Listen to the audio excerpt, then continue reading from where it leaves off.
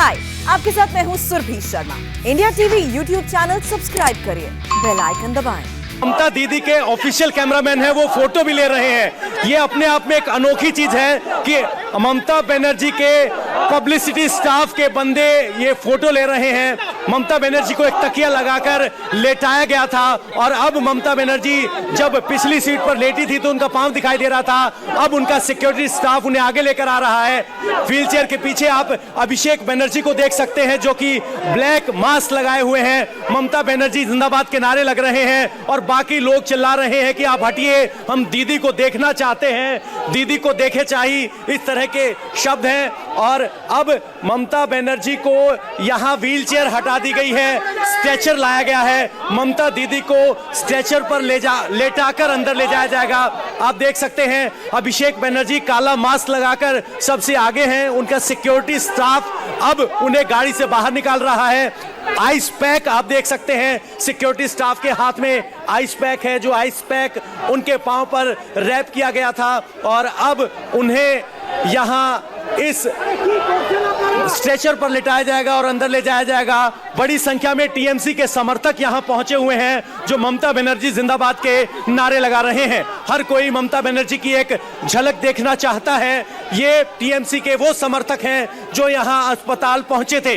देखना होगा कि ममता दीदी के क्या हाव भाव हैं, वो बहुत ज्यादा दर्द में तो नहीं और अपने समर्थकों की तरफ वो कोई इशारा करती है नहीं। यहां समर्थकों की ओर से कहा गया है कि आप बाकी लोगों को हटा दें, इसलिए बाकी सबको हटाया गया है। हम देख पा रहे हैं कि उन्हें स्ट्रेचर पर लेटाया गया है। सफेद कुर्ते पजामे में, हाथ में मोबाइल लिए अभिषेक बनर्जी हैं जो इस सब की देखरेख कर रहे हैं और ममता बनर्जी फिलहाल उन्हें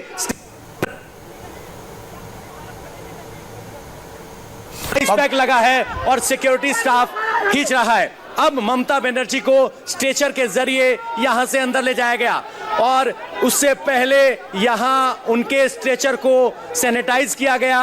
अब सिक्योरिटी स्टाफ सैनिटाइजर को पीछे कर रहा है। ममता बनर्जी हैं, साथ में अभिषेक बनर्जी हैं और यहां ममता बनर्जी को ले जाया जा रहा है।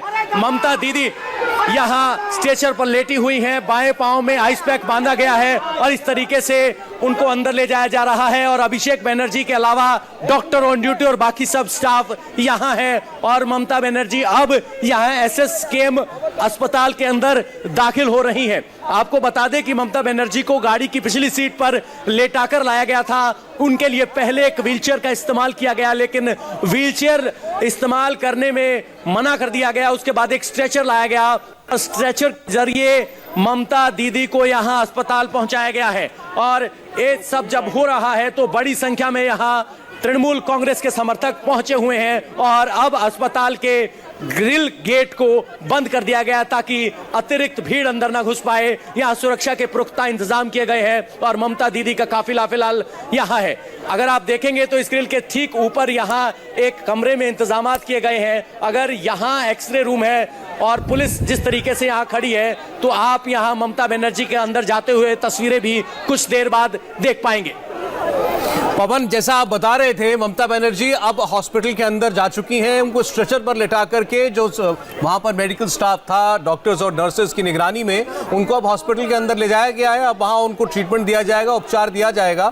अंदर की तस्वीरें शायद थोड़ी देर में आ जाए, क्योंकि जैसा पवन ने कहा कि ममता बनर्जी की टीम में जो खुद फोटोग्राफर रहते हैं वो वहां पर सीधे वहां पहुंचे, वो गाड़ी तक, और उन्होंने भी कुछ वहां तस्वीरें बनाई हैं और लोगों को दरवाजे से हटाया भी जा रहा था। पवन, ऐसा लगा जैसे वो चाहते थे कि जो उनके समर्थक हैं वो ममता बनर्जी को देख पाए एक बार। अभी भी एक शख्स है, ये किसी पोल पर चढ़कर नारे लगा रहे हैं। जी बिल्कुल, अस्पताल में यहां समर्थक ऊपर चढ़ गए हैं और ममता बनर्जी जिंदाबाद के नारे लगा रहे हैं। आपको बता दें कि हमें भावनाओं को नहीं भूलना चाहिए।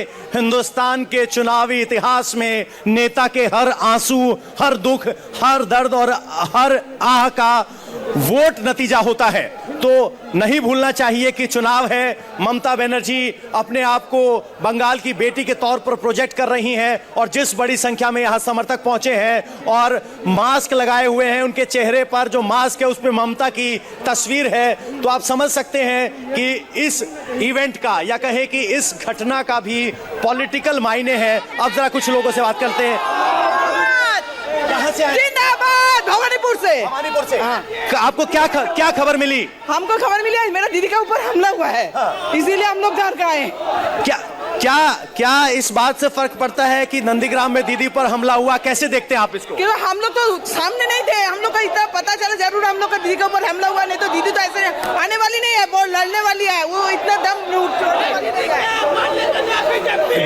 बीजेपी जवाब दो, दीदी पर हमला हुआ, बीजेपी जवाब दो, इस तरह के नारे लगा रहे हैं और बीजेपी हाय हाय के नारे लग रहे हैं। यानी अब संकेत साफ है कि जो ममता बनर्जी ने आरोप लगाए हैं उनका राजनीतिक असर भी अब आपको अस्पताल के बाहर दिखने लगा है। बड़ी संख्या में समर्थक यहां पहुंचे हुए हैं। ममता बनर्जी जिंदाबाद के नारे हैं, साथ ही बीजेपी जवाब दो के नारे भी हैं और ये संख्या, बड़ी संख्या में ऐसे समर्थक हैं जो यहां पहुंचे हुए हैं। अंदर ममता बनर्जी का इलाज चल रहा है, अभिषेक बनर्जी समेत बाकी सब उनका स्टाफ अंदर है और सीधे उन्हें अंदर ले जाया गया है, लेकिन बाहर यहां समर्थक नारेबाजी कर रहे हैं। और ये कलकत्ता के पीजी हॉस्पिटल या कहें कि एसएसकेएम हॉस्पिटल की तस्वीर है।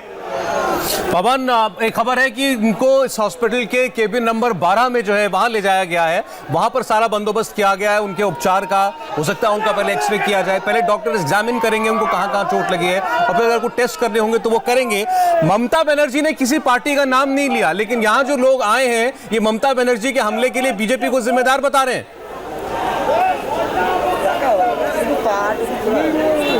जी बिल्कुल, जिस तरीके के नारेबाजी और आरोप यहाँ लग रहे हैं वो इस बात में कोई शक नहीं कि टीएमसी के समर्थक इसके पीछे बीजेपी का हाथ बता रहे हैं, क्योंकि यहाँ बहुत से ऐसे समर्थक हैं जो नारे लगा रहे हैं, बीजेपी के खिलाफ नारे लगा रहे हैं। किस आधार पे? ममता दीदी ने तो नाम नहीं लिया। नहीं, ममता दीदी जिंदाबाद जिंदाबाद।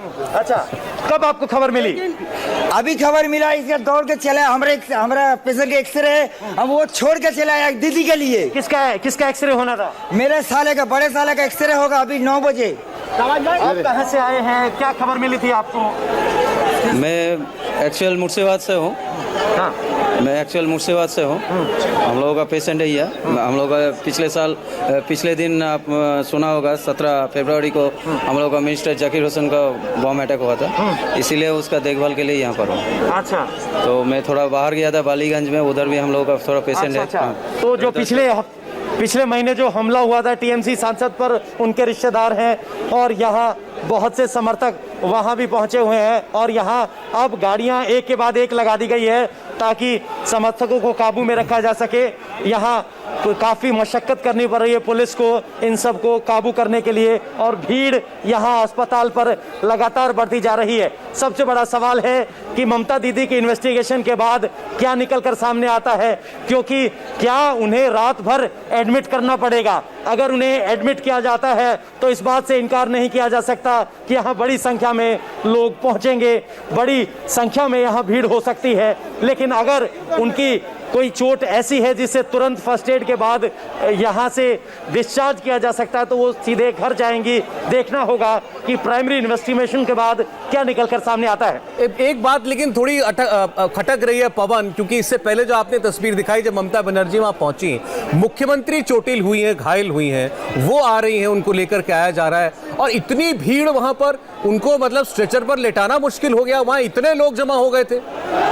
बीजेपी वाला ने बदनाम करना चाहता है। जी आपको बता दें वो सब टीएमसी के नेता या सिक्योरिटी स्टाफ था, वो भीड़ नहीं थी, उसे भीड़ नहीं कह सकते। उसमें अभिषेक बनर्जी थे, ममता बनर्जी का सिक्योरिटी स्टाफ था, उनका पब्लिसिटी डिपार्टमेंट के जो लोग साथ में रहते हैं फोटो खींचते हैं वो हैं, या फिर टीएमसी के कुछ नेता हैं। यहाँ एक बैरिकेड बनाया गया है, इस बैरिकेड को समर्थक ब्रीच नहीं कर सकते, ये यहाँ का एक क्लीन जोन डिक्लेयर किया गया है। इसके पीछे मीडिया है, इसके पीछे जनता है, बड़ी संख्या में यहाँ समर्थक पहुंचे हुए हैं और भीड़ लगातार यहाँ बढ़ रही है। अगर हम आपको आगे दिखाएं तो यहाँ ये पार्किंग लॉट है और पार्किंग लॉट में यहाँ भीड़ बढ़ी हुई है और यहाँ नारेबाजी की जारी है।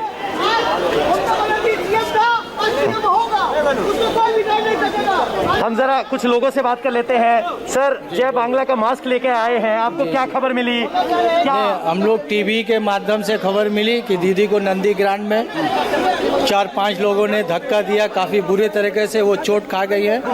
तो उनका वो सुनकर हम लोग को खबर मिला वो पीजी में आई है, इसलिए हम लोग वो खबर लेने हैं कैसे है नहीं है। क्या आपको इस बात पर भरोसा हुआ कि दीदी के साथ भी धक्का मुक्की हो सकती है नंदीग्राम में? नहीं होने का कुछ नहीं, क्योंकि दीदी हमेशा जेट सिक्योरिटी रहने के बावजूद वो पब्लिक के बीच में हमेशा बेफिक्र होकर आती है। इलाके में हो या इलाके के बाहर हो, वो हमेशा माने इत्मीनान के साथ घूमती है, क्योंकि उनको पता है कि बंगाल के लोगों से उनको कभी नुकसान नहीं पहुंचेगा।